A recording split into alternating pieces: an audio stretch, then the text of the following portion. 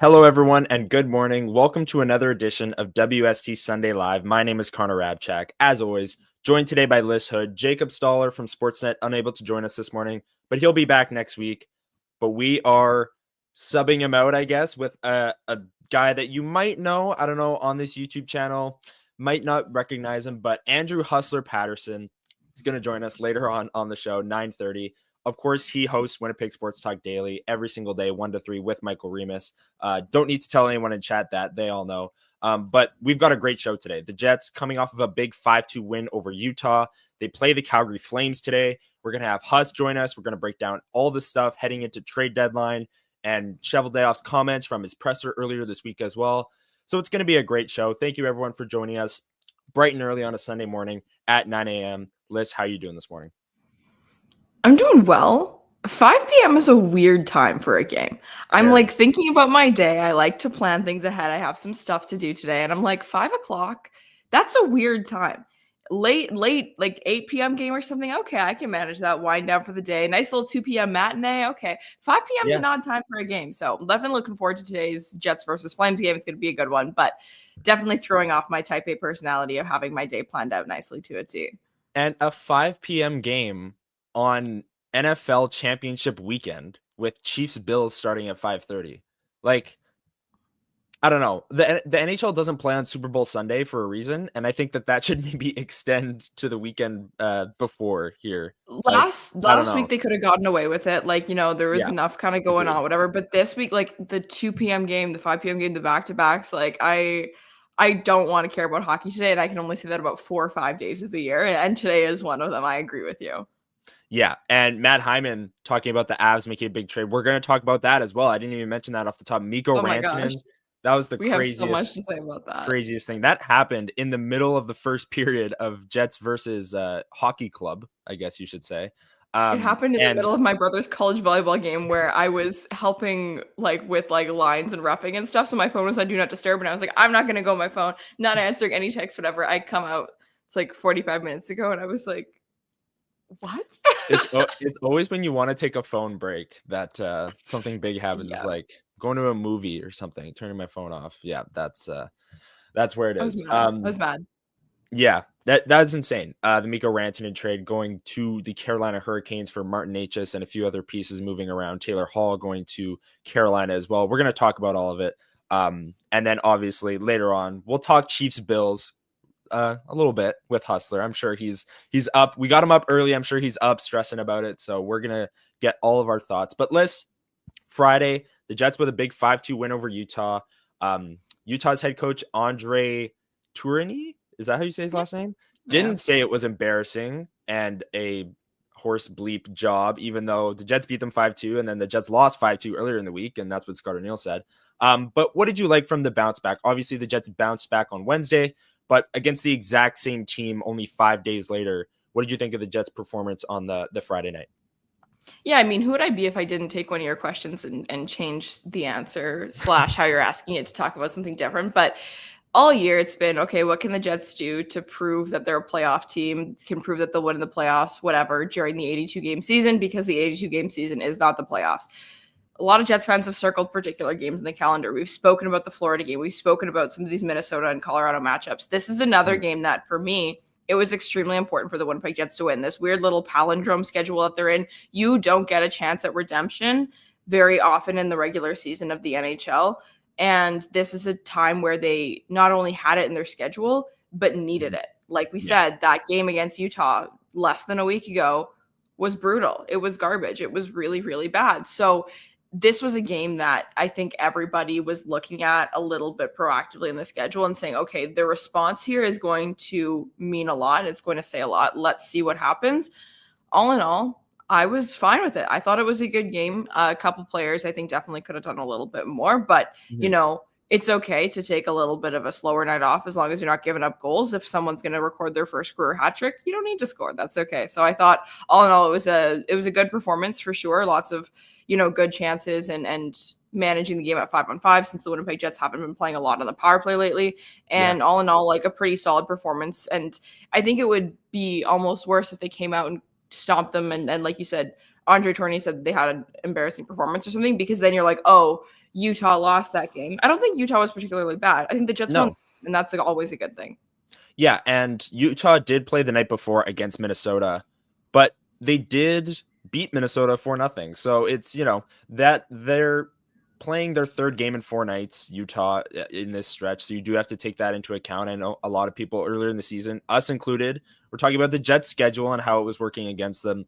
Utah was playing really good hockey. We saw it Monday night. They beat the Wild 4-0, and then they came in and looked a little bit flat. But I would still say that the Jets won the game rather than Utah looked flat and lost it. I agree with you, Lyss. But yeah, a lot of people are bringing up the first line.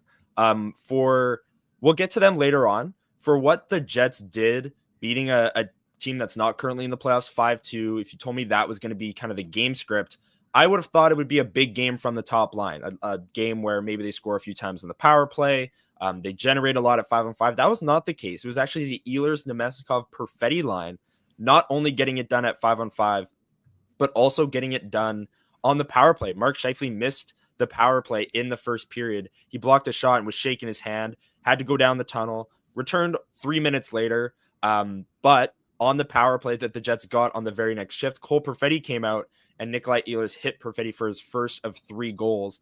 And Nikolai Ehlers, with his flu game, his Michael Jordan flu game, he played one of his best games of the year. It was crazy. It was a game time decision coming in with an illness. He said after the game to the media, "You don't want to know how I woke up this morning."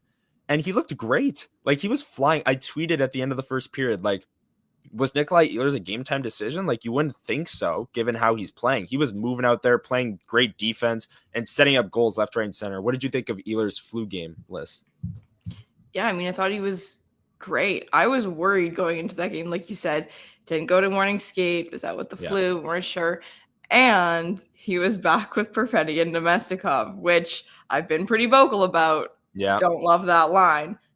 Mine has not been changed, but it's really interesting to see how Nikolai Ehlers sort of shapes his own destiny. This is something that I think has been a little bit of a common factor in the new year here, that we've learned a little bit, that he controls a little bit more of what happens on the ice than I think maybe I thought he did. And this was a game where I think the residual effects of the good hockey he's been playing lately continued. They persisted, and they sort of bled into what his line mates were doing, and they had a really good game. Again, do I think that once the momentum wears off a little bit, because you can't go at 100% all the time, that they will revert to being not a super excellent line? Probably. But it's really nice to see that, for periods of time, there are some connections that can come together. A couple of really, really nice passes from Nikolai Ehlers to Cole Perfetti, and some good looks even on moments that weren't goals from either of the two of them. It's like, okay, at least we know this is an option that could be serviceable if needed. I'm still not married to it, still not convinced, but it's a good thing that it's not the same black hole that maybe it used to be once upon a time. It was going into the stretch where they broke it up and then Lowry went alongside Nikolai Ehlers. It was for a good 2 weeks there. And in Ehlers we trust, saying in chat today, another revenge game today. It's very true. The Jets taking on the Flames at 5. Last week on Hockey Night in Canada, Saturday night inside Canada Life Center, the Jets got absolutely goalied by Dustin Wolf and lost that game 3-1. That was an Eric Comrie start. We don't know, but I'm going to guess another Eric Comrie start today. I don't know. What do you think, Lyss? Do you think Comrie starts today? Hellebuyck started 3 straight this week. Yeah, maybe. And, they're going back on the road this week. And Dustin Wolf played last night, so he won't be playing tonight in Winnipeg. Oof. So is this an opportunity to kind of put your non-Vezina goalie out there, because they're putting their non-Vezina caliber, let's be real, goalie out there? Maybe. I don't know. I still lean Hellebuyck just because it's not a back-to-back. So, but I don't know. I could really, really see it going either way. And maybe this is another, like, you keep trying Comrie and really hoping for the best. And I think this would be a good one, coming off of, granted, a win against the Minnesota Wild, but travel day and game day all in one on a back-to-back. Maybe now's the time. The thing with that is you always run the risk of, is that even more disheartening if it doesn't work? Because all the things should have been in your favor, and your team then goes out and scores only a goal again and stuff. So if you lose again, Flames too. Exactly. So that's the other thing. It's like, okay, it could be a really good and big redemption game, but the only reason redemption games work, the only reason that big moments work is because they're so big. And the inverse is that if they don't work out, they do not feel so good. Exactly. It's going to be interesting. I do think Comrie gets the start. But again, no morning skate. It's a 5:00 game, so we won't know until later on in the show. That'll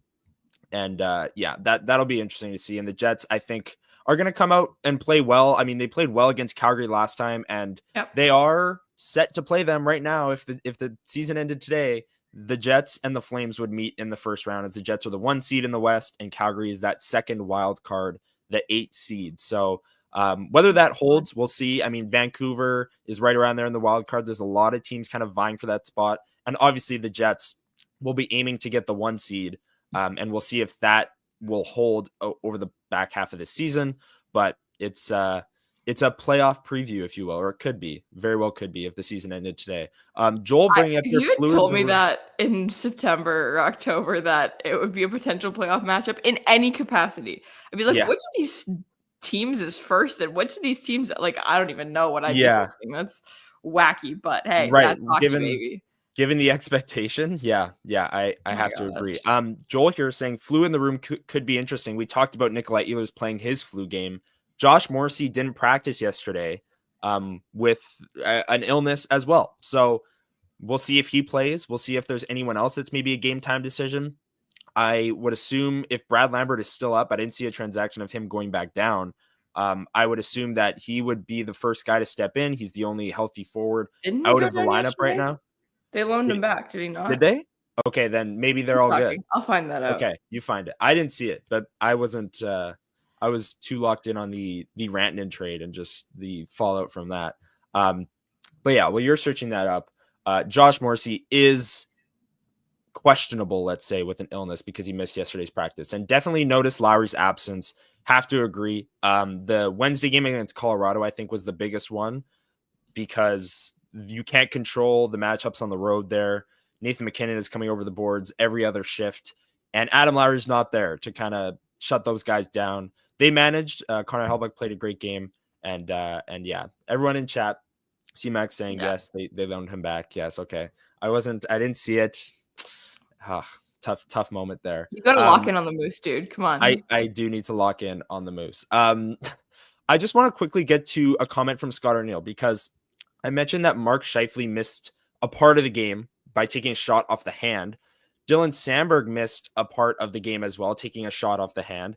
And then Mason Appleton took a shot off the leg. That was a Josh Morrissey slap shot. And he limped to the bench, limped down the tunnel. So at 3 separate times of this game, 3 big parts of the Jets lineup missed at least a portion, went to the tunnel, looked to, could be banged up, blocked a shot in an awkward spot. Here's what Scott O'Neill had to say about, holding his breath, if you will, about 3 different players leaving and coming back. I mean, that's part of having and winning hockey games, right? That's the stuff you have to do. And you can hear our bench, everybody up chirping and, talking to the guys. You don't want to see guys leave the bench, but at the end of the day, that's, the teams that do those, that hard stuff, those are the ones that help you win hockey games. So there's Scott O'Neill, and he's saying that, those are the ones that help you win hockey games, those kind of players. And I do want to highlight Dylan Sandberg. The shot that he blocked, he was holding his arm as he's going to the bench and shaking his head like no. That was the one I think I was the most worried about in the moment. I know Appleton was limping, but you see that a lot. Players limp to the bench and it's just kind of a stinger and they come back. The Dylan Sandberg one, he was skating fine because it hit him in the hand and he was going no to the bench. Which was concerning at the time, but obviously I don't think he even missed a shift because, as we know, Dylan Sandberg is a very tough player. Lyss, when you go off of Scott O'Neill's comments there about the Jets, doing whatever it takes to win, blocking shots, and then you go back to kind of the week as a whole. You go back to Monday's game against Utah where they looked relatively flat. Then the bounce back Wednesday against Colorado where I would describe it as doing whatever it takes to win and a little bit of Connor Hellebuyck magic. And then maybe the improvement even further so on Friday. What are your thoughts on the week as a whole for the Winnipeg Jets? Yeah, I mean, it was a week in January for the Winnipeg Jets, right? Like it was a pretty, there were some uninspiring moments for sure, but they happened in the right sequential order for this particular week in the sense of If you start a little bit flat, what you do is you pick it up a little bit. And like I said, I actually think it's a little bit more encouraging and more sustainable to have a bit of a tighter, tougher matchup as opposed to like a massive blowout a day or two later or anything like that. So I think the progress of this week is good. Like you said, we won't dive into that first Utah game too much. Doesn't really need to say a lot. We've hashed that one out enough. And then you come out and play a game against Colorado, who is a strong team. Their best player, Mikko Rantanen, can't wait to see him playing there for the rest of his career in the Colorado Avalanche jersey. And so that's a game that, wasn't a game the Jets walked away with by any means, right? Obviously, it did go to overtime, but it was a pretty tight game, and the Winnipeg Jets had to play a full 60, and so that was nice to see. And then it was good to see them kind of continue with the momentum and hit the Friday game in stride and play a pretty complete performance by all accounts, in my opinion. So not everyone is going to have their best game every single night, but enough players played better hockey than their opponents, especially on Wednesday and Friday this week, to make me feel okay about this week, all things considered. Looking forward to the East Coast road trip coming up this week. Obviously, these 6 p.m. starts are kind of nice, but these are also opponents the Winnipeg Jets don't see that often this year. We all remember what happened last time the Jets played Boston. We all remember what happened last time Jets played Montreal. 2 really, really strong performances by the club this year. So it'll be really interesting to see how it goes when they show up in their own opposing barns this year. And it's tracking to be the last game of that little East Coast 3-game swing is against Washington on Saturday, Hockey Night in Canada, and it's tracking to be the top 2 teams in the league, or at least the top of the East and the top of the West, at least right now. So that could be what the hell? Awesome. Yeah, I would not have guessed that before this season, but yet here we are. Just real quick, we are going to talk about the Mikko Rantanen trade a little bit more with Huss when he comes up at 9:30, so stick around. But Lyss, what was your just initial reaction to the Mikko Rantanen trade? What have you thought since? And then we'll get to Scott O'Neill's comments, because he had a pretty funny comment after the game as well when he was asked about it, as the Jets found out apparently between intermissions, which is like, yeah, they're humans. They check their phones at intermission and see what we all saw. But what did you think initially of the deal itself? And then maybe a day and a bit later, with players having played in games already, what are your thoughts? I have so many. I have so many. I think first and foremost made me think, I was like, is my finger not as much on the pulse as I thought it was? Because I know that there was a bunch of stuff about Martin Necas this summer about him possibly getting moved, and then that kind of settled down a little bit. But Mikko Rantanen, I know is pending this upcoming year and was projected to, asking to, whatever you want to call it, make a lot of money, more than Nathan MacKinnon by a significant margin, right? So I knew that, but I didn't think it was a pressing enough matter that he would become some trade deadline acquisition piece for the Colorado Avalanche. And I don't think by any means that this means that the Colorado Avalanche are out, because let's be real, Martin Necas is a freaking stud, right? Like, that's a really, really good player. You're trading, what was it? This is something my dad told me. It's like something like the 7th leading scorer in the NHL for the 10th. Like, sorry, that's, if you're talking about this year and a cup window or whatever you want to call it, like, that's not it's a downgrade, but it's not a significant downgrade, especially considering how many good players there still are in the Colorado Avalanche. Agreed. I love this trade for the Carolina Hurricanes, though. I think that they absolutely knocked this out of the park. I think this is such a fun move. Call this an NBA trade, and that's exactly what I think it is, right? It's just player for player. Okay, kind of a random spur of the moment Friday night thing, but I love this trade for the Carolina Hurricanes, because this is a team that's kind of in a similar position to the Winnipeg Jets, in the sense that a lot of people are wondering how much longer they can go on with the same result. Yes, the result's a little bit better than the Winnipeg Jets in terms of, first round exit. That's not them. But I haven't seen a Stanley Cup for that Carolina Hurricanes team in the last couple of years, right? Same core, same coach, couple of different pieces, of course, but they're a team that needs to take the next step, and they need to do it soon. Cup winning, elite goal scorer, elite offensive player, really felt like everything about Mikko Rantanen screams cup performer, playoff performer, whatever you want to call it, proven excellence in the playoffs, proven excellence as a player for basically his entire career. I love it as an upgrade for the Carolina Hurricanes. I think they crushed that. Also, sorry, good riddance from the Central Division, Mikko Rantanen. You will not be missed. Yeah, no kidding. And that is exactly what Scott O'Neill said. Okay, not exactly. That wasn't the exact quote, but let's listen to his thoughts. Here's what Scott O'Neill had to say after the game when he was asked about the Mikko Rantanen trade that happened during the Jets and Utah. Rantanen gets moved out of his division. Yeah, we heard it between periods there, but I mean, it's just interesting how things kind of happen, and we don't see them anymore this year. So he's going to the East, which is always nice, but yeah, it's just part of the game. He's going to the East, which is always nice, which is basically what you just said, Lyss. So I have to agree with both of you on that one. And a lot of people in chat are saying, that the Avs maybe lost this deal. And yes, they definitely lost it, value for value.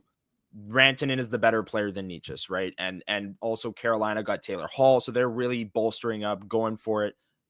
Carolina's also in a great cap position to re-sign Rantanen to whatever kind of money that Colorado couldn't pay him this offseason. So it's not only a rental for them. I think this is a long-term play, and he's gonna stay there. But I kind of like it for Colorado too. Like if Mikko Rantanen wanted $14 million for the next 8 years, if you wanted Leon Draisaitl money, you're kind of resetting that. Getting a guy who's under contract for $6.5 million for the next 2 years, and Martin Necas is a 90-point pace player, and you're freeing up cap space to do so. And now you can go out and acquire even more players. Like, I don't think anyone here thinks that the Avs are done in the trade deadline. Like, they just freed up cap. They still have holes in their lineup.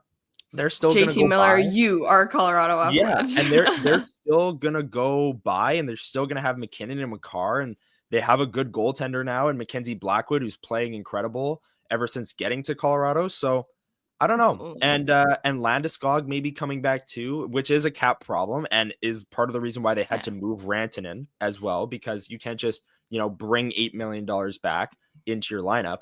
But I don't hate it for Colorado. Obviously, I think Carolina won the deal because they got Mikko Rantanen, who's a perennial 100-point player and probably deserves north of $13 million. He's that good. But I don't hate it for Colorado either, Lyss.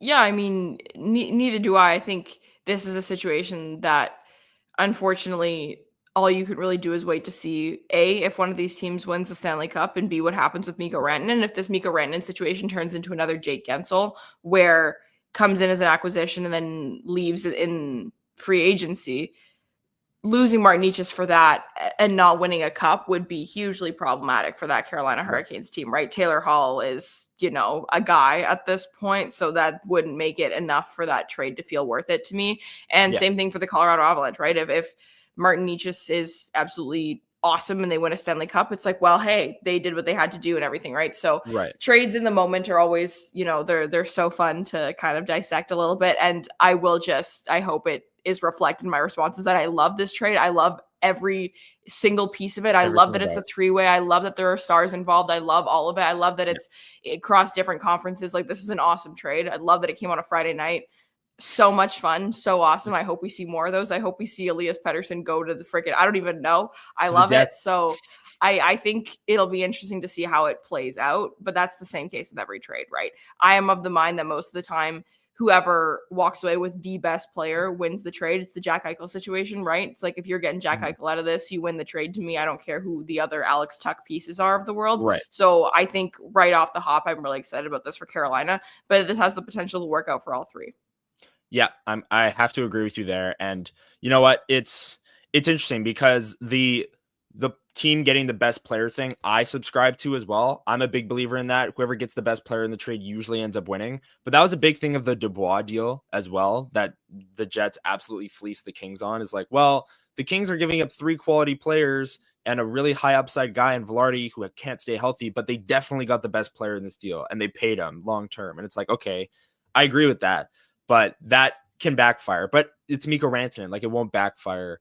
That he's a sure thing. He's a $13 million player, not a $8 million player as well. The Dubois thing is funny too, because somehow everyone seems to be okay now. Like, Darcy Kemper has been okay. Pierre Dubois scored a goal last night. I was locked in on that Vancouver Canucks game, and obviously they didn't win, but it's wacky. But you're so right that you don't always know who's going to be the best player in a deal, because sometimes guys go to different teams and they just aren't the same player, especially a guy like Mikko Rantanen, who we have never seen play in another NHL jersey. You never know. So we'll see. Bust already. They already lost with him in the lineup. So Yeah. Garbage, And garbage, I garbage. do kind of like how they have an all Finnish top line with Andrei Svechnikov, or Sebastian sorry, yeah, Aho. sorry. They were running an all Finnish top line, or they could, with Kotkaniemi, Aho, and Rantanen, the Yeah. Finnish Four Nations line. Which all of those players are there, I believe. Maybe Kotkaniemi isn't. Well, Clearly, I'm then not brushing. trade for Lyss Paterson. Or wait, no, he's Swedish. He's Swedish. Sorry. Yeah, we're like- yeah, okay.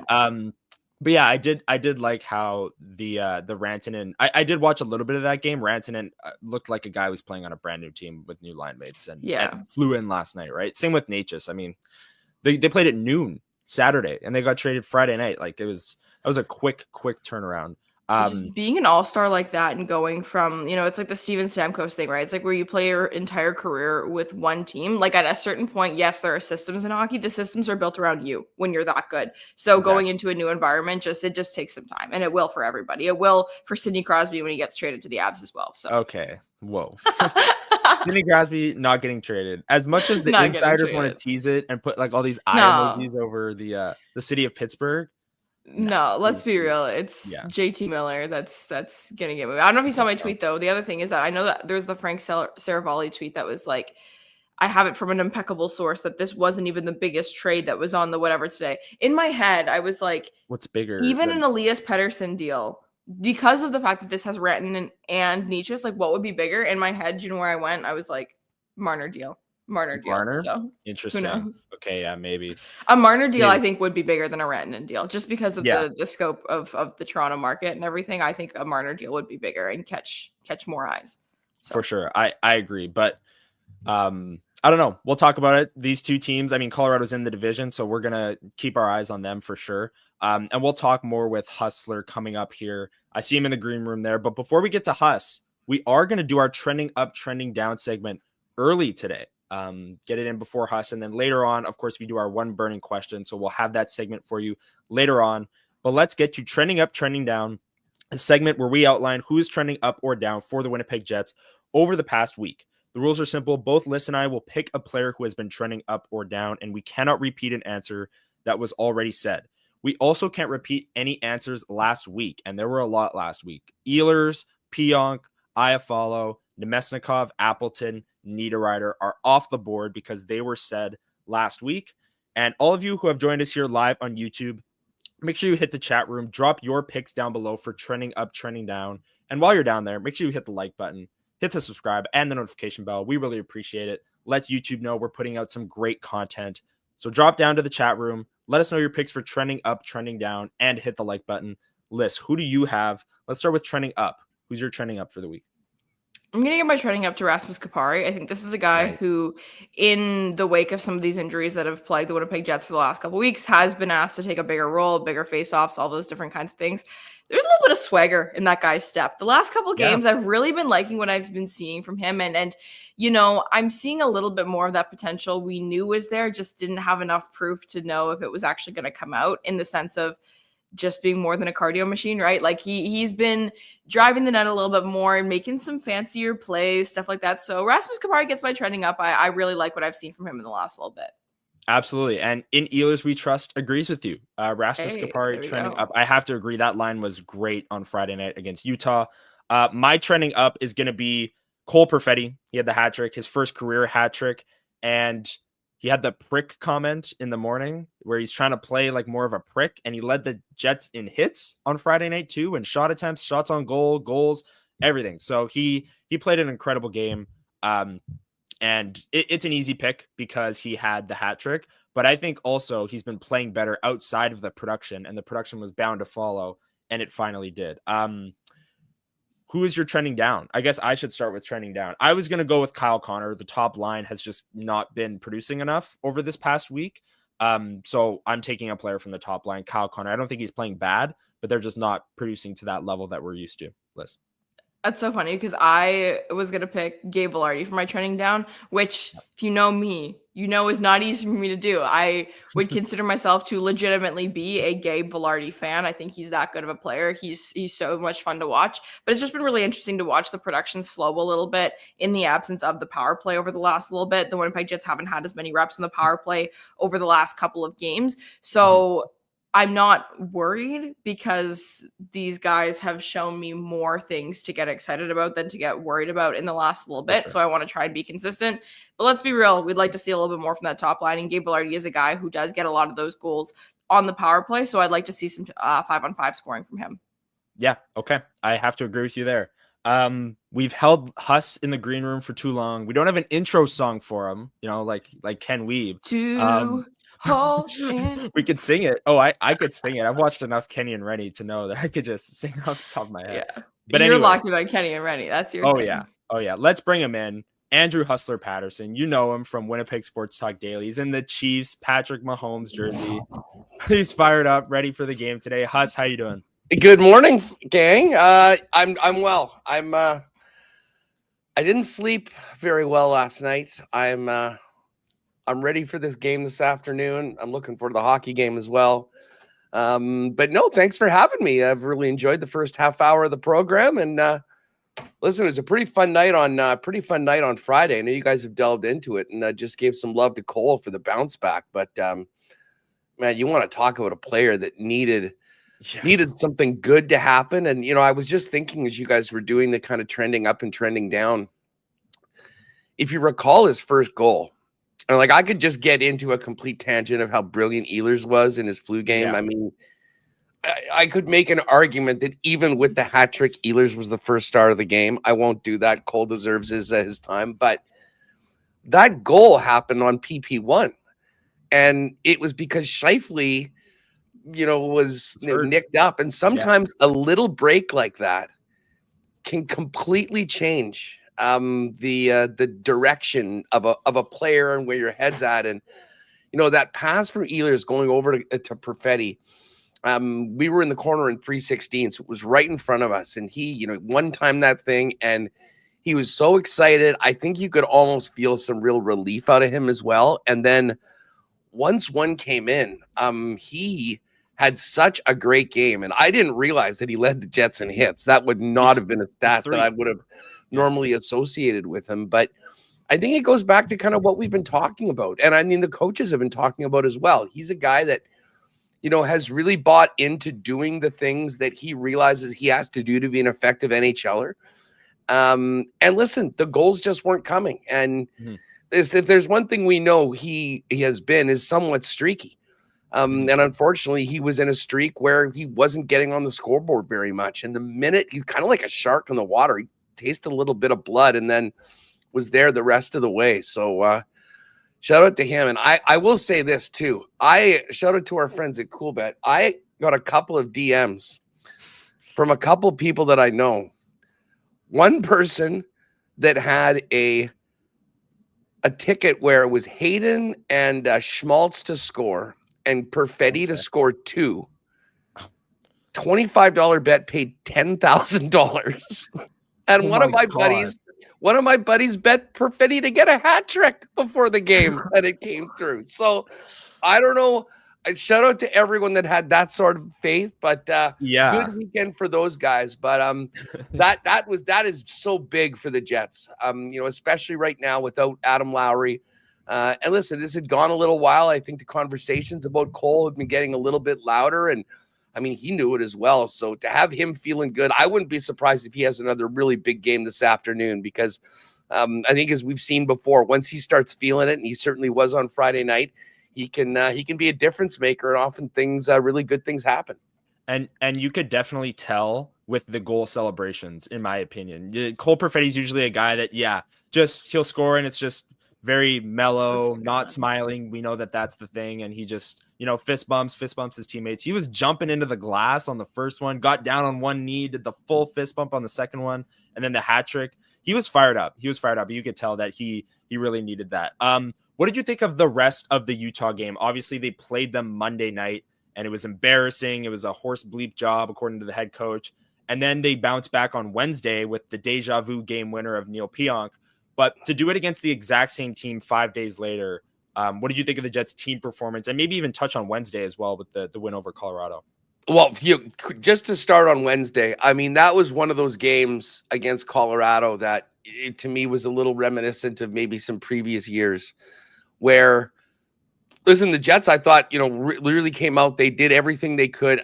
Listen, on the road without Adam Lowry going up against that team, I mean, I'll be honest, I wasn't penciling in a win before it happened. I thought that was going to be a really, really tough spot for them. And, I mean, the best part about the entire game was just the way that the fourth line stepped up. I mean, Gustafsson to set up Barron for that goal, I thought was absolutely massive. Then they get the lead.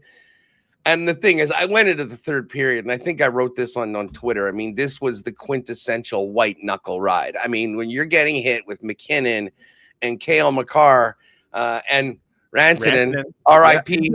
to his time with the Colorado Avalanche. Yeah. I mean, you knew it was going to take the full 20 minutes. And then, I mean, it was so funny. I'll tell Lyss this too. I guess I had rewound something at the intermission. I'd missed something that Button said, so I went back and I forgot to go back live. So I'm sitting watching the game, and I refresh my Twitter as I'm watching, and I see Lyss's tweet going, "Oh, that Makar goal is going to be on the highlight reel for a long time," and I'm like, "Oh no!" And certainly 5 seconds later, it's in the net. It presumed me. It let me know what was going on, so I caught back up, but. At that point, it's 2-2. And we've seen in the past one big goal by the Avalanche, a bunch of momentum on the road. I mean, things have collapsed. They've caved in on the Jets before. And I thought the way that they played, especially with the penalty kill in the final 5 minutes after the Ehlers Hrabchak trip, if you will, was just huge for the team to be able to get through it. They weathered the best shot. You knew McKinnon was going to get his. Makar made an impact. And yet there they were at the end of 60 minutes with a point, which I think would have been most Jet fans would have taken that before the game.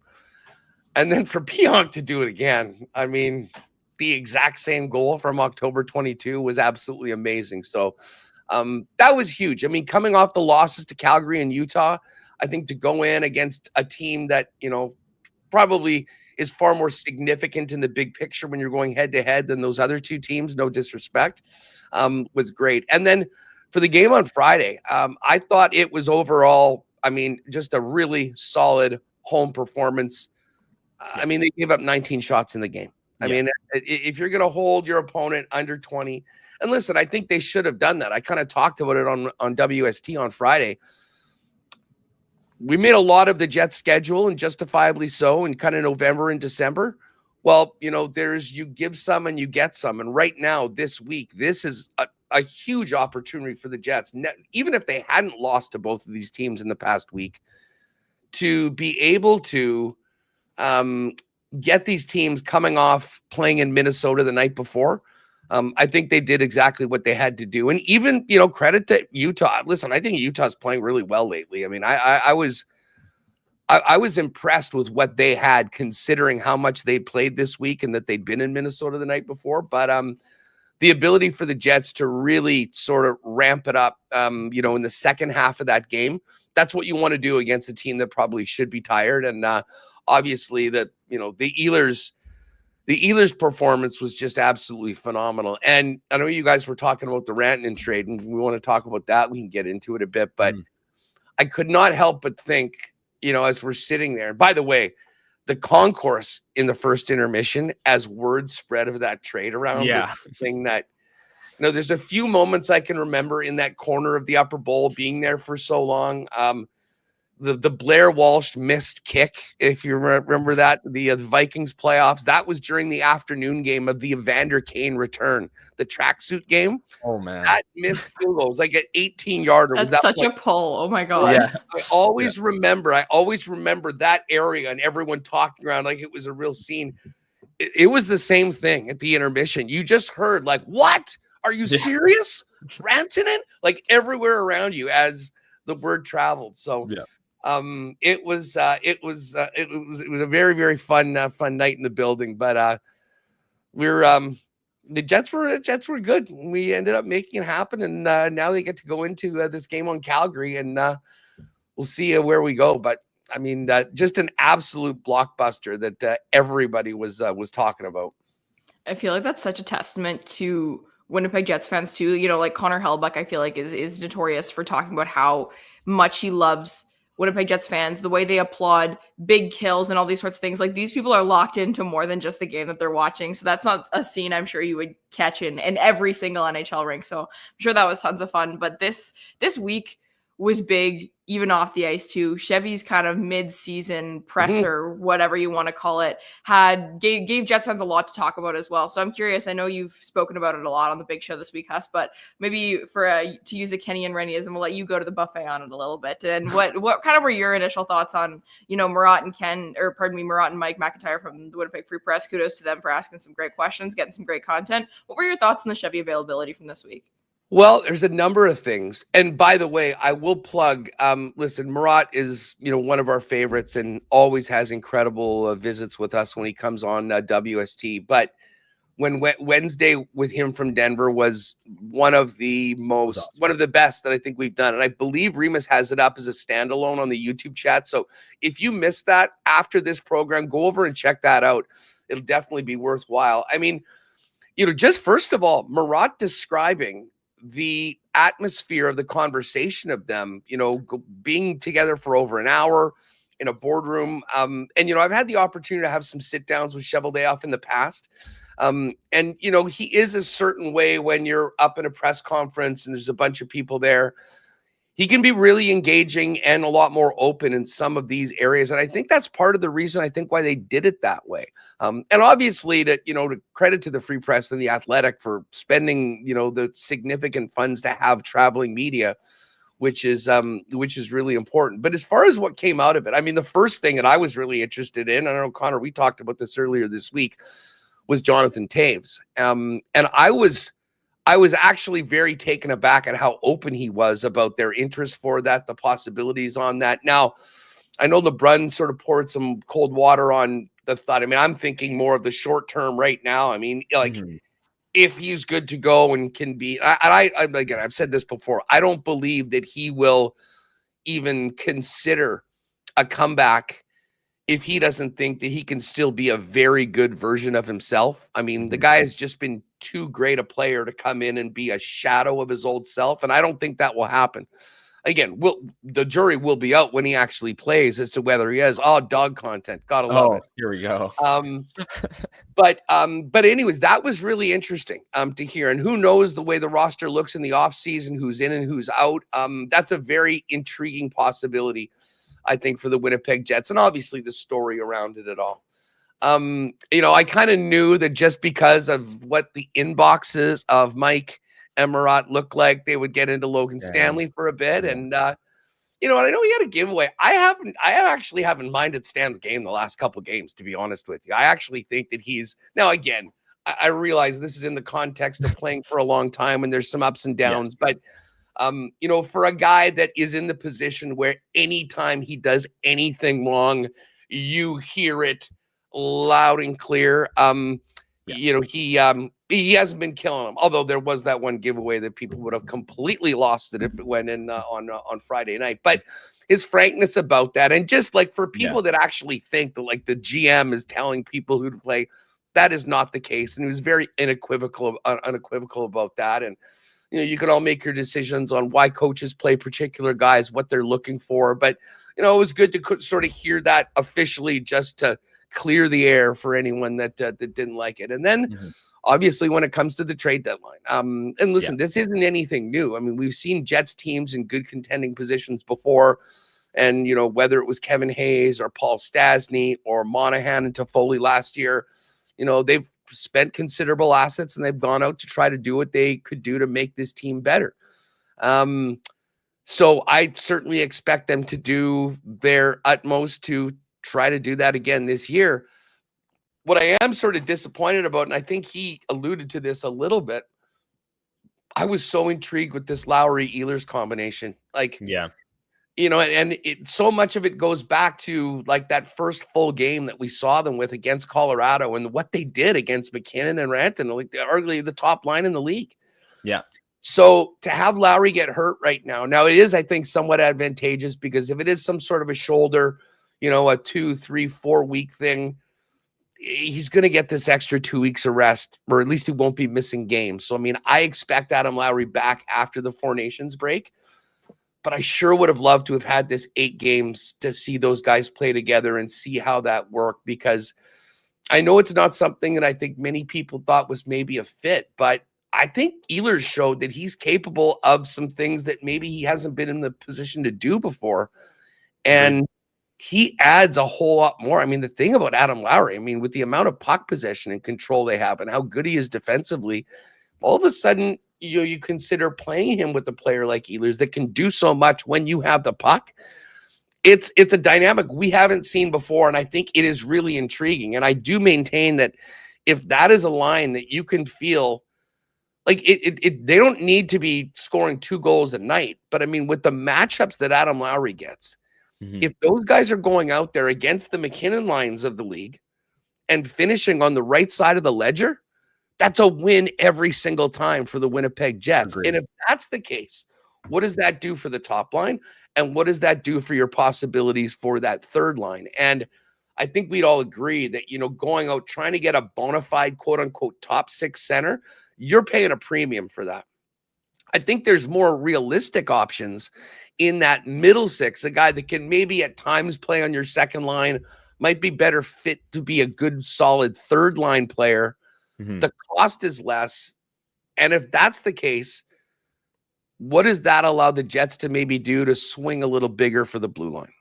So those were the things that really kind of were intriguing to me coming out of the Cheveldayoff availability.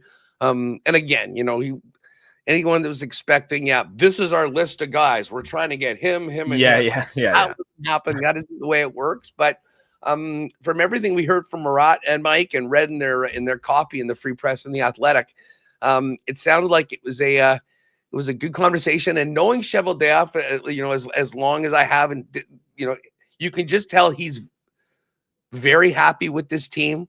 I think pretty proud and excited of where the team is at. Because listen, when things are going really poorly, and this is, I think, human nature, you might get your back up a little bit more and be a little bit more guarded. But certainly from everything I heard from those guys, I think this is a point where everything that they'd hoped that's happened with this team for the most part has kind of come into place right now. And they feel like this could be one of, if not their best chance to do some serious damage in the playoffs, certainly at any point since the 2018 season. For sure. I have to agree there. And one thing that I was taking a look at the other day, and Murat brought up in your conversation with him, Huss, was that the Jets are projected to have roughly 11 million in deadline cap space. Like that is legit. And the Jets have the assets, and they're going to be able to go all in. They have the top team in the West as we sit here on Sunday, January 26th. And I also was on CGOB with Christian O'Mel this past week. And one thing that I brought up on there was last year, Florida Panthers 2C was Sam Bennett. Over 70 games in the regular season, I think he had 41 points. In the playoffs, he had 14 points in 19 games. Adam Lowry, before he got hurt, was on a 44-point pace over 82 games. So that's like pretty similar. And Adam Lowry's been playing on the third line, not on the power play all season long. Sam Bennett plays on Florida's, I believe, their second unit, plays in the top 6 with better players. The evidence, you don't have to go back that far to find the evidence of a team having a high impact defensive 2C playing with skilled players winning the Stanley Cup. So that was my point. Yeah, go ahead. And let me just expand on that. I mean, if you look at the last few playoff runs and identify one guy that's elevated their game offensively and come up with big plays and to score goals, Adam Lowry is that dude. 100%. So I have a lot of time for the possibilities that they have. And listen, I'm just glad. I mean, the bigger part of this, and I think I was going to say this and sort of got sidetracked when we were talking about this Rantanen trade, talking about Ehlers, is that, when this trade happened and everyone was talking about it, it kind of got me thinking in the second period as he came from potentially not being in the lineup to being just incredible and, being a real driving force in that win. Is Nick's future. Now, I'm not sitting here for a second thinking that the Jets would consider trading Nikolai Ehlers this year. I mean, I think they've kind of agreed that they're going to run through this till the end of the season, and and potentially you may lose him. And if that's the case, you can live with it. I mean, he was an early draft pick. He's played 10 seasons here. Has had incredible contributions, and this team is too good to not have Nikolai Ehlers for the playoff run. I mean, And on that power play. Yeah, I mean, like, listen, a lot of Avs fans right now are sitting here going, well, the power play in particular. I mean, yeah, it's a whole nother conversation as to how it took this long, but we won't live in the past. Like, the Avs made a deal that might help them if they can re-sign Necas later on and he sticks around. I mean, maybe for the long term, it's a good thing. But for a team that's trying to win the cup right now, it's pretty hard to make the argument that they're better today and have a better chance to win the cup. And in fact, I was looking at, was it Dom or Jay Fresh's numbers? They went from like 9% to win the cup to, I think, around 5% with that trade. So, I mean, pretty significant. But part of me said, well, if Mikko Rantanen can be traded and no one expected that, Nikolai Ehlers could be re-signed. I mean, there are some options that maybe won't be, but it just goes to show how crucial this year is, how much is on the line for many different players. And the very difficult decisions that these management teams are dealing with. And, we'll see how that goes. But I mean, Ehlers is getting an opportunity right now. And, come after the break, I think not only to put himself in an incredible position to truly get what he's worth on a really significant contract. But I mean, I'm sure there's a lot of Jet fans that will echo what I'm about to say. I think he shows more and more his worth every day to this hockey team. And I know that maybe there was a plan that maybe you weren't going to be able to do that. I think that I hope at least people within Jet management are racking their brains, trying to think of every possibility that might include keeping him around if he's even open to that. And that's the one thing that we can't. Right. And there really hasn't been anything. It's not like I really want to stay, but they're not offering me anything. I mean, I don't want to pose it like that. But the bottom line is, I think if he plays in a bigger role, has success, I think it increases that opportunity and that chance of that happening. And success for the team and the players is good for everyone, whether the guys stick around or not. Yes, sure. No pun intended. Not usually up this early on a Sunday, but had to do Connor it. And Lyss, anything. And I knew, as I said, I wasn't sleeping much tonight anyways for the team. I was going to say, because, you got a really big day ahead. And I know we tend to talk a little bit more Jets intensive on this show, but let's be real, when you're a sports fan in general, there's a lot of other stuff that can take precedence. And today, we mentioned earlier in the show that today kind of feels like it should be a sacred football day. I'm kind of bummed that I have to focus on some hockey. And, I love hockey. Would love it if it was yesterday or tomorrow, because we got 2 really big games coming up today. So maybe, I think you might care a little bit more about one than the other. But let's talk a little bit about some of these AFC, NFC games that are running up today. Yeah. So, and one thing, I know you mentioned that 5:00 start. I have a feeling that the Jets, if they could have, would have had this a 2:00 game at worst, or maybe even earlier. Although I guess I don't think we've ever had a noon game here. Or no, there was maybe an 11:30 game like early on. That was some TV thing on like a hockey day in Canada or something like that. But like the Wild played at 6. The Wild Flames played 6 p.m. last night. So I believe, if I'm not mistaken, by NHL rules, the earliest time that game could happen is 5 p.m. today. So tough turnaround for them. Good point. We'll start off with this early game. And apologies to any Philly fans in the chat. I hate the Eagles. I hate Nick Sirianni maybe more than any personality in the entire NFL. I like Jalen Hurts. I mean, I think Barkley's incredible. Their defense is really good, but you can pretty much put up anyone outside maybe the Cowboys up against the Eagles, and I will be I'll be standing up against the team that they're playing. But this Commanders team and this story with Jaden Daniels is just so much fun. And you think about a team that has been truly an embarrassment through the entire Dan Snyder era. And he finally sells the team. They bought him out. They get Daniels with the 2nd pick overall.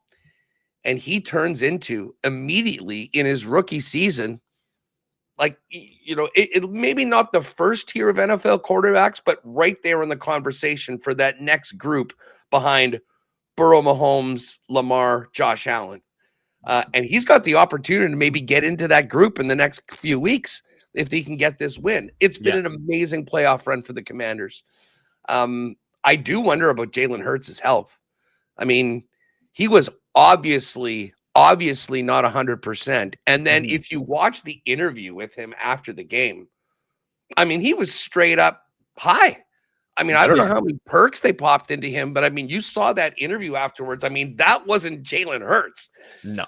So I do wonder how that Philly offense will be, because it's kind of been Saquon and a little bit of passing. Now, the good news for Philly is that Washington's rush defense, I think, is 29th or 30th in the league. So Barkley could go for 250 or 300 today. I will be pulling for the Commanders. I actually think this will be a close game. Like, if there's one thing that I'm not going to do is just assume, okay, the clock is striking 12 for the Cinderella Commanders and they're going to get blown out. I think the line is still 6. Let me just check that right now. I am in on Washington, and I do not rule out the possibility of Washington actually winning this game outright. They've surprised, like they've earned Beat the Lions. They've earned the confidence, I think, of people knowing that they legitimately have a shot. Now, if Hurts is 100% and they're airing the ball out as well as running it, it could be a long day for Washington. But I'm here for a close game. I think both of these games are going to be great. Now to the evening game. This is what chapter 4 in the Mahomes-Allen playoff rivalry. We know how the first 3 have gone. They've all been very close games. There's been arguably the greatest Houdini act in NFL playoff history, the 13 seconds game. Then there was last year when they said, well, the Chiefs can't do it. They always have been at home. Let's see what you can do going on the road. Well, they went into Buffalo, won. They went into Baltimore and won, and then won the Super Bowl. And listen, last year, if you remember the narrative around, a lot of people were sort of counting them out. Yeah. And there was an element of, we kind of called him petty Mahomes. Like, you know, Mahomes hears all these things and he'll go and, you know, we'll see what happens on Sunday, and sort of proved a lot of people wrong. I had always been expecting this to be an incredibly close game and tight. And, you know, again, coming right down to the end, fourth quarter, maybe overtime. I have a weird feeling right now about this game today. And I'm not sure if you saw, like, just the whole narrative about the ref thing has just gone so over the top. Like, we're basically bitching about 2 calls in the Houston game that, let's not forget, were both reviewed and upheld by the officials. And then the other one that, like, respected people like Courtney Cronin, like people that I like that are on like big time talking heads shows, talking about the play where he went out and sort of took a bit of a dive on the sideline or whatever when he got pushed out. There was no penalty on that play. Like, we're talking about a theoretical penalty that didn't happen.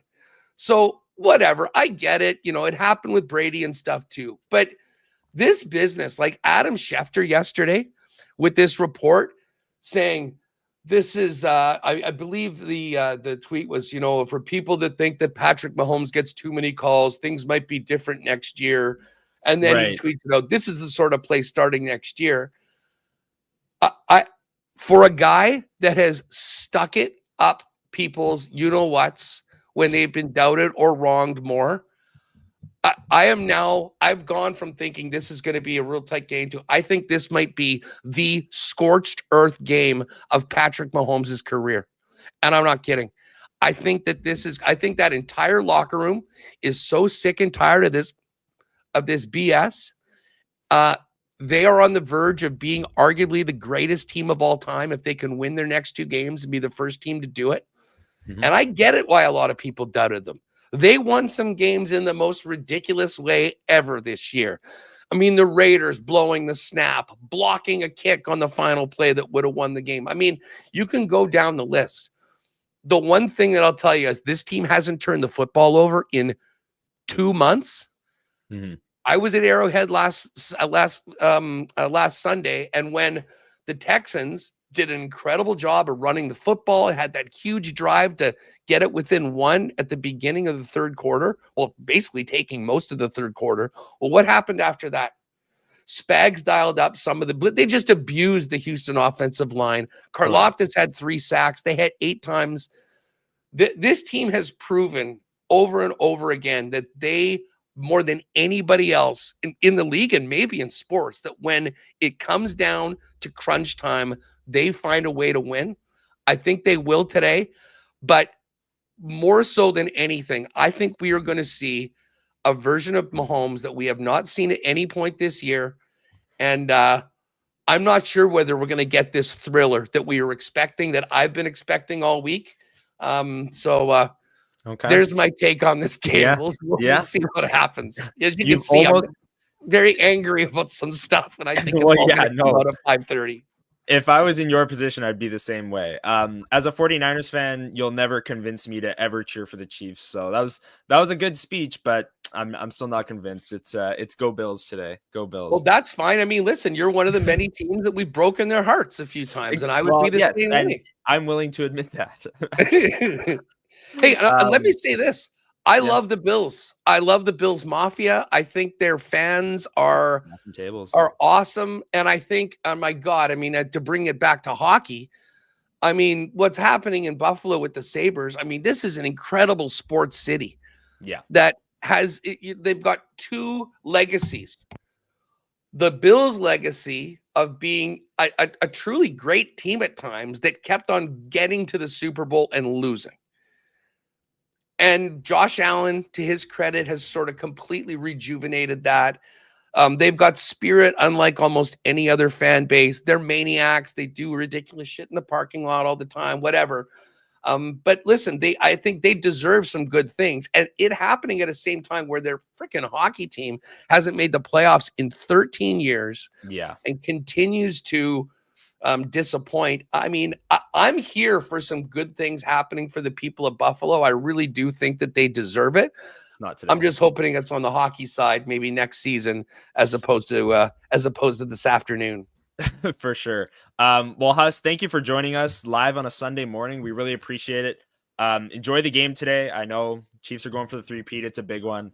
And I hope that we do get a thriller. I hope we get the repeat of that 13 seconds game that you alluded to a few years ago. That would be awesome. But yeah, I don't know if I could take it. I don't know if I could take it, but but it'll be great. It's going to be an amazing day of football. And again, you're going to have two TVs set up so we can basically be. I think the timing will work out pretty good because I think the first period will sort of end just as the football game is getting going.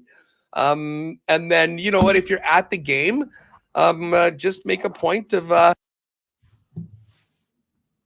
Oh, I think you're on mute. Sorry. If you're at the game, just get the hell out of there as soon as the game's over, saddle up to BP or whatever, and you should be good for the what should be an amazing second half. So it'll be good. By the way, I hopefully will be on the show a couple times this week. Nice. But flight to Costa Rica tomorrow, doing some stuff with the Cool Bet gang out there. We'll have some fun stuff on the socials. We'll have some fun content stuff coming out of there.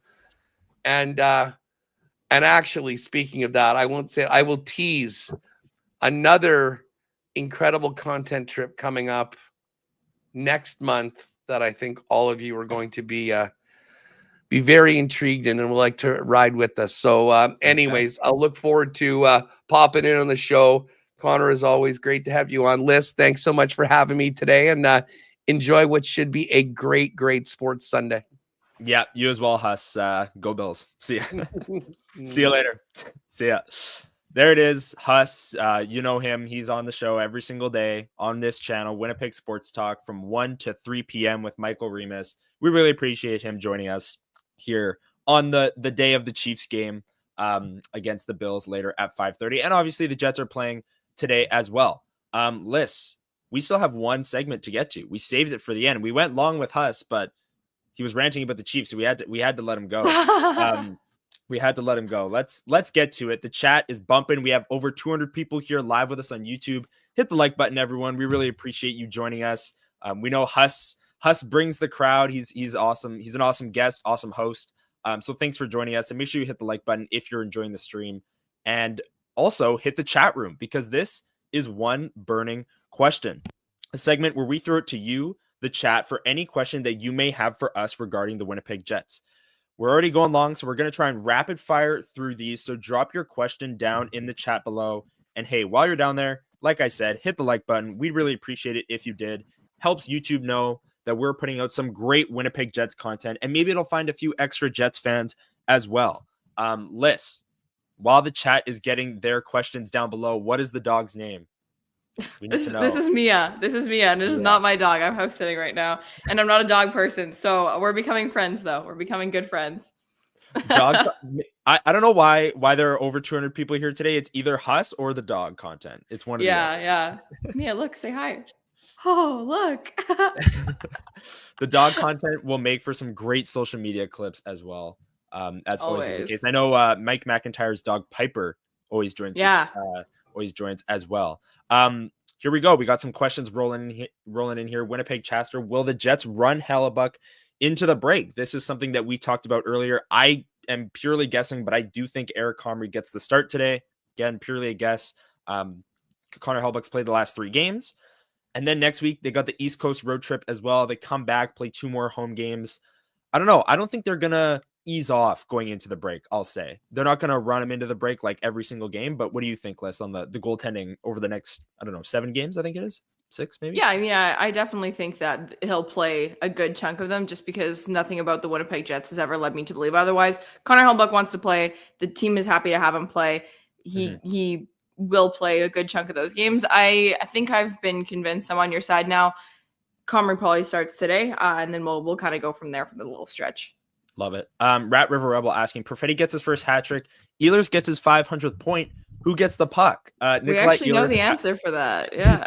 Nikolai Ehlers after the game said, I'm taking that one. I'm older. So there's your explanation. And Cole Perfetti, we also asked him about it. And he said, yeah, I'm not going to put up a fight for that. That is Ehlers' puck. Ehlers also said that Perfetti will get another hat trick and he won't get another 500th point. This only happens once. So that answers the question there. Great question, though. Great question. If the Jets pick up a really good second pairing defenseman, who gets bumped out? Lyss. I have the worst answers to these sorts of things. The answer is it depends. Is it a left-handed guy? Is it a right-handed guy? Is it an offensive guy? Is it more of a shot? Left-handed is pretty set. I think the not ideal situation, but I think an upgrade on DeMello in that particular top pairing role might be ideal. Oh, big yawn.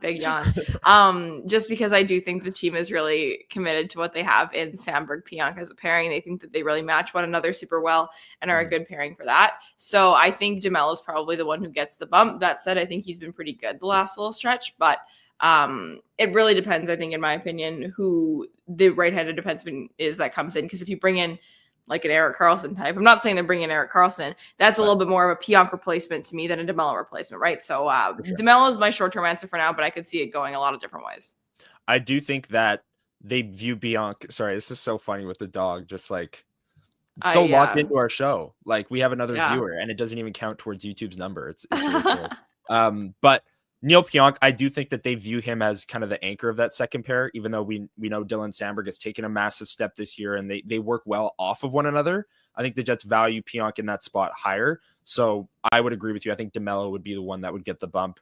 And maybe, I don't know, Rasmus Ristolainen is a guy who's been mentioned out there. Maybe they'd put him on the top pair with Josh Morrissey and see how that duo kind of works. Can a team make hay with a great power play in the playoffs, considering there's fewer penalties called? From Darth Skater. I remember seeing something, I think it might have been last year or the year before, that the amount of penalties called in the playoffs doesn't go down a considerable amount. It goes down a little bit, like maybe like 1 penalty per game. But I will say on the first part of that question, can a team make hay with a great power play in the playoffs? Last year, the Winnipeg Jets were awesome at 5-on-5, like expected goals for, expected goals against, goal share, everything. One of the best 5-on-5 teams in the league. And they got bounced in 5 because their special teams couldn't hang with the Colorado Avalanche. So I think having special teams and the number 1 power play in the league, if you have the top power play and the top goalie, that is a massive, massive advantage over any team that you play in the first round list. Yeah, no, I completely agree. And they're situations where not every second, not every minute in a hockey game is created equal. You can flip games on a dime in a power play or a penalty kill. I don't care how often they happen, even if it's once per game. they can completely shift things. So I do believe that having a massive power play would be massive for this team. And I think Rat River Revel mentions this as well. Didn't the Oilers have a historic playoff PP last year? Yeah. Like, I mean, I don't have the exact numbers in front of me, but you couldn't take a penalty against the Oilers last year because Leon Draisaitl would just smack it home from the bottom of the circle, and the game shifted. Whether they were down and all of a sudden they had some hope, whether they were up and nailing down the coffin, like goals are goals, and that's an easier time to score goals, and they happen even if it's a little bit less, even if it's significantly less, they still happen, right? And also, they had that penalty kill streak as well. I'm not sure exactly what the streak was, but they were killing off every penalty as well, the Edmonton Oilers, even into the Stanley Cup Finals. So not only the power play, but the special teams in general are obviously a big factor. Les Thompson and Mary Jane both asking about Nikolai Ehlers next year. Right now, I'm going to lean towards no on the question of will Ehlers be a Jet next year. I think he's incredibly valuable to this team right now and the power play, and we've spoken at length about how great he's been this year. I think he's playing some of his best hockey. I just think that he's going to test the open market. I really do. Any objection there, Lyss? No, I agree with you 100%. And there was a comment earlier in the chat that said that, you can't let him walk for free this summer. It's either you sign him or you trade him now. I disagree. I think the best type of rental that you can have is a self-rental in the sense of it's going to work because it's been working. I am more than happy to see the Winnipeg Jets walk Nikolai Ehlers to free agency. If that means he walks away with a Stanley Cup as well, doesn't matter to me. Yep, exactly. Both Jeff and Frosty Winnipeg asking about Comrie. Do they finally win one for Comrie? Will Comrie win one? I think the streak ends today. Eric Comrie gets a win. We don't even know if he's starting. So let me back up. If Eric Comrie starts, yes, I think today's the day. The Jets played great on Friday. They only let up 17 shots and scored a lot of goals. I do think that if he is in the lineup today, they will get the win, and he'll break his 7-game or 8-game losing streak. Warren asking, who would you offer first for a top 6 forward or top 4D? Chibrikov, Lambeau, or Barlow? Lyss. Ooh, crazy take on this one. I offer Brad Lambert first. And Really? I offer Brad Lambert first because I think of these three, I would have to venture to say that he probably has the highest external value. I think that Colby Barlow is probably the first guy that I would let go of for the Winnipeg Jets, but he's a guy at this point. Nobody knows who Colby Barlow is. Nobody cares about Colby Barlow. He's an OHL prospect. Like, I don't think there's a lot there in terms of, we don't see blue chip prospects get traded a ton compared to first round draft picks and stuff like that. So I think Brad Lambert nets you a better return. So that's where I lean. Sure, for sure. I am going to say Barlow. Yes, I agree. Brad Lambert does net you the biggest return.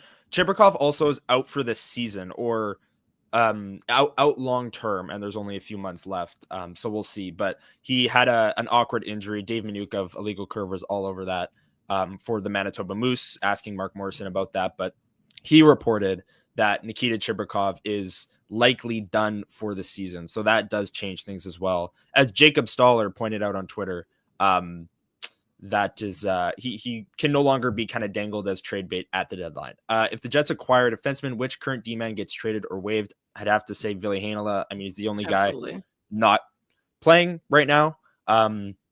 Fleury got in, Stanley's been in, Miller's been in, Heinola has not. We'll see about today, but I think that is the answer to that one. That's going to do it for one burning question. There's so many more questions in the chat, but we're already running along at 10:17. It's an hour and a half almost edition of WST Sunday Live. But thank you everyone for joining us. Make sure you hit that like button. Thanks for asking the questions as well. Lyss, anything else you want to say on the way out? Big NFL day, but also the Winnipeg Jets taking on the Calgary Flames at 5. Yeah, looking forward to this evening's game. I think it'll be interesting to see if the Winnipeg Jets, like we mentioned last Saturday, if they play that game again, they probably win. Got a different goalie in net tonight, so I'm really looking forward to seeing how that goes. I know that I don't think Dan Vladar is overly popular among Calgary circles with fans. I don't think he's been super hot. So it'll be interesting to see how that goes. And yeah, looking forward to the Patrick Laine game later this week and the Trent Frederic, David Gustafsson rematch on Thursday. I think it's going to be a fun week of Jets hockey. So looking forward to it. I forgot about that. The Gus, Frederic, they won't have Lowry. You know, I bet Logan Stanley plays that game. I know he's playing every game. He's going to play no matter what. Yeah, that's not even a hot take. But against Boston, the Jets are going to, want to get back at what they did to David Gustafsson early in the season. And I'm sure Gus will play that game as well. He'll want some revenge.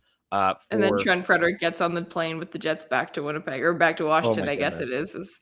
I keep seeing like Trent Frederic and Jake Evans on trade boards, and I'm like, as a 3C, like low key, but like the Jets can just never do it because of the Scheifele hit and then the thing on Fred. Like they just can't. Oh my gosh. I was talking to one of my friends yesterday and they were like, well, like Nikolai Ehlers should go play in Montreal with Patrick Laine, and everyone loves him there so much because of the Jake Evans thing.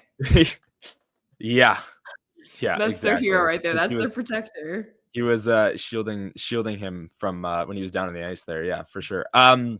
Yeah, thank you everyone for joining us here on a Sunday morning. We're here every single Sunday morning. Usually it's the three of us, myself, Hrabchak, Lyss, Houde, and Jacob Stoller from sportsnet.ca. He joins us as well. Unable to join us today because I was going to say nice things about Rasmus Kupari, so he couldn't be there for that. So he dipped. Exactly. We had Andrew Patterson on today, the day of the Chiefs game, and we really appreciate him coming on as well. He's on this channel all the time. You see him every single Monday to Friday, 1 to 3. So you don't need me to plug his thing. You're watching it every single day. But thank you everyone for joining us. Enjoy your Sunday. Enjoy the game today if you're heading down to the rink and watching it. And go Bills. The dog content just never stops. Have a great Sunday, everyone. Thanks for joining us, and we'll see you next Sunday. See ya.